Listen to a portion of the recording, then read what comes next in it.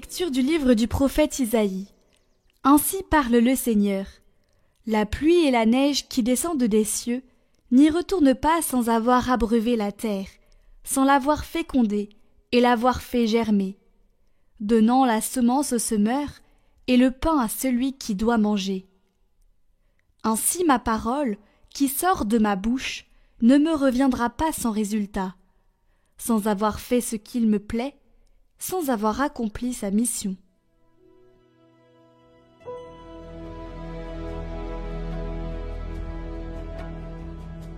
De toutes leurs angoisses, Dieu délivre les justes. Magnifiez avec moi le Seigneur, exaltons tous ensemble son nom. Je cherche le Seigneur, il me répond. De toutes mes frayeurs il me délivre.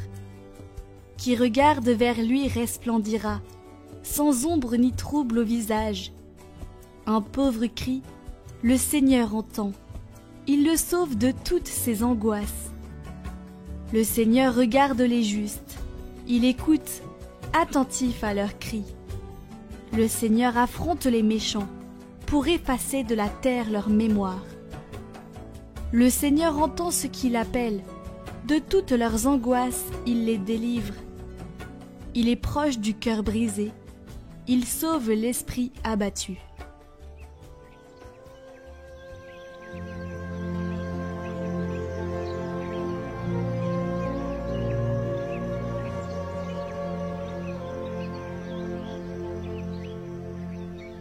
Évangile de Jésus-Christ selon saint Matthieu.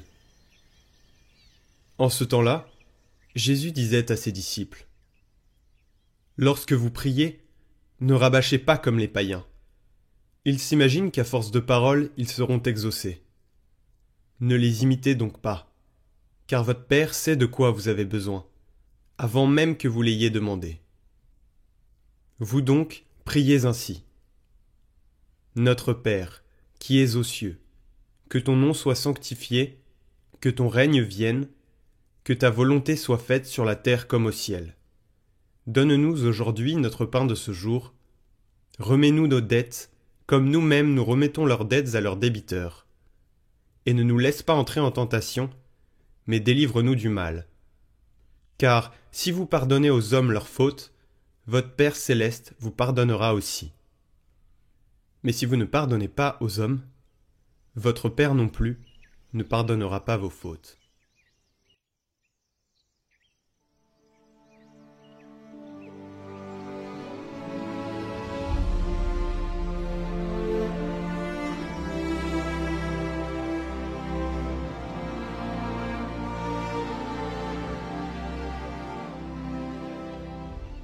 Nous avons tendance à parler trop, à multiplier les paroles, comme si Dieu avait besoin d'être convaincu d'exaucer nos prières.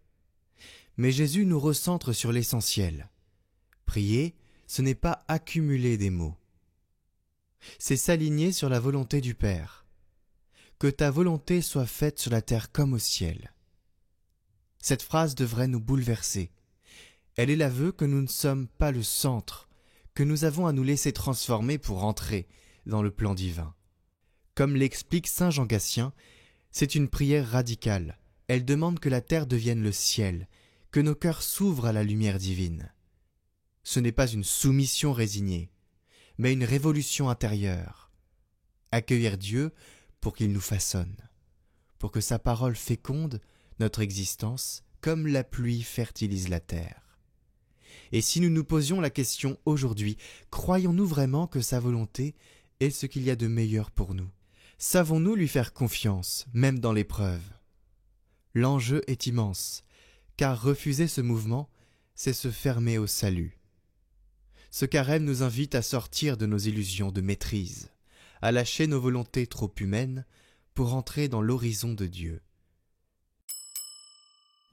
Chers amis, dans 9 jours, nous fêterons la Saint-Joseph. Alors je vous propose une neuvaine que je mets en lien en description et en haut à droite.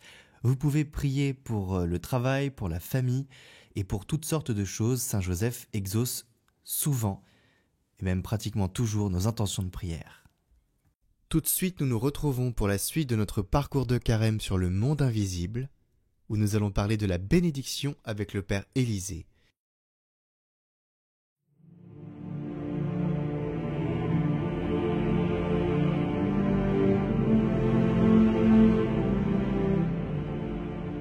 Bonjour à tout le monde.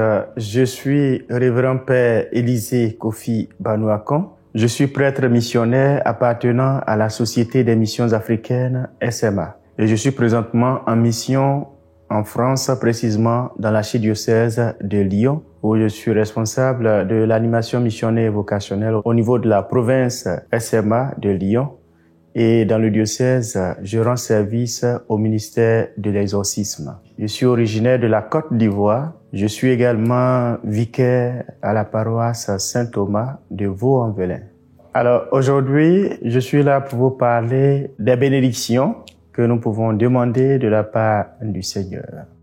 La bénédiction, c'est une grâce que l'on demande à Dieu par une prière qui est soit reformulée à titre personnel ou alors par des oraisons déjà écrites par l'Église que l'on utilise pour invoquer la grâce, l'assistance et la main de Dieu dans la vie d'une personne ou bien sur un objet afin que la présence de Dieu se fasse manifeste dans cette personne.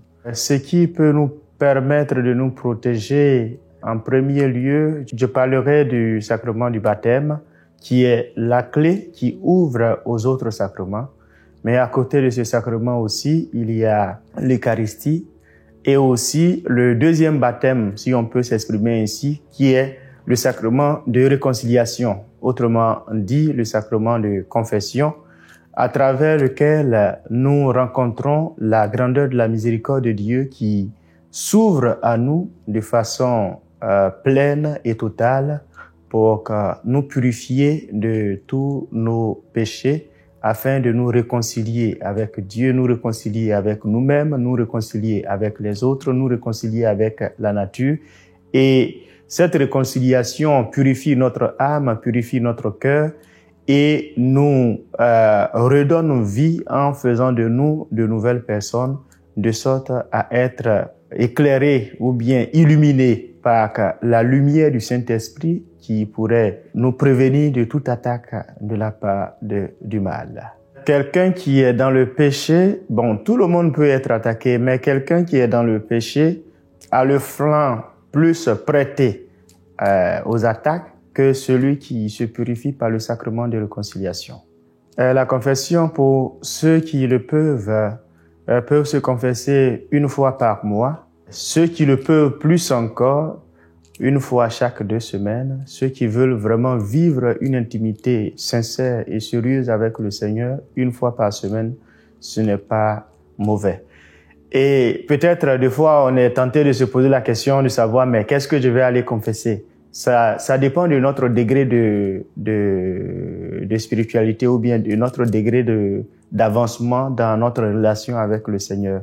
Quand on est arrivé à un certain niveau de relation avec Dieu, on peut toujours identifier des choses qui portent atteinte à notre intimité avec le Seigneur. D'ailleurs, les Écritures saintes nous parlent du saint qui peut pécher 7 fois par jour, à plus forte raison nous qui sommes des êtres imparfaits, pour dire que il y a toujours de la matière à pouvoir chercher à se réconcilier avec le Seigneur en demandant le sacrement de réconciliation qui est un second baptême qui nous purifie de nos péchés. Voilà. L'autre âme que je voudrais souligner, c'est le jeûne. Donc jeûner, c'est aussi une âme contre le diable. Et quand on jeûne et que on jeûne dans la prière, je ne parle pas de exercice pour peut-être de bien-être, mais je parle de jeûne spirituel où on veut vraiment rencontrer le Seigneur, grandir dans la foi.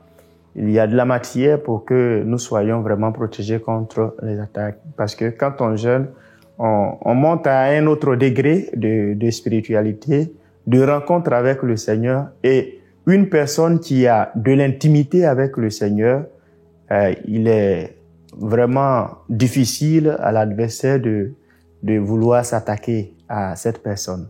Donc, pour terminer, il faut chercher l'intimité de Dieu. L'intimité de Dieu à travers la vie de prière, à travers l'adoration au Saint-Sacrement. Voici quelques moyens que je peux souligner qui peuvent nous aider à vraiment nous protéger contre toutes les attaques venant de la part des puissances du mal et surtout du diable et ses anges apostats. Écouter les louanges également, ça peut être un outil de mise en présence de Dieu. Parce que Saint Augustin le dira très bien d'ailleurs que bien chanter, c'est prier 2 fois. Et là où il y a de la louange, nous invitons là la présence de Dieu. Et là où il y a de la louange, il n'y a pas de ténèbres, il y a la lumière de Dieu qui se fait présent. Et là où il y a la présence de la lumière de Dieu, l'ennemi ne peut pas s'approcher parce que s'il s'approche, il sait qu'il est en danger lui-même. Parlant des armes spirituelles, il y en a beaucoup que nous pouvons utiliser pour nous prévenir des attaques de l'adversaire. En l'occurrence, la parole de Dieu en premier. La parole de Dieu est un moyen puissant par lequel nous pouvons nous prévenir contre toute éventuelle attaque de la part de l'adversaire, donc de l'ennemi, du serpent venimeux. Et la parole de Dieu étant la lumière qui éclaire nos pas, à travers cette parole, nous pourrons rencontrer le Seigneur davantage et aussi ça pourrait nous aider à grandir dans la foi. Et une fois que nous avons une foi solidifiée en Dieu, nous dégageons de notre vie tout esprit de peur. Et alors que la peur, c'est l'arme fatale que l'ennemi utilise pour atteindre sa cible. Donc la parole de Dieu est un moyen puissant par lequel nous pouvons nous protéger contre la puissance du mal. Et aussi, il y a des psaumes qui sont inclus dans la parole de Dieu qui peuvent nous aider à nous protéger contre les attaques. En plus de cette parole de Dieu, il y a aussi le chapelet.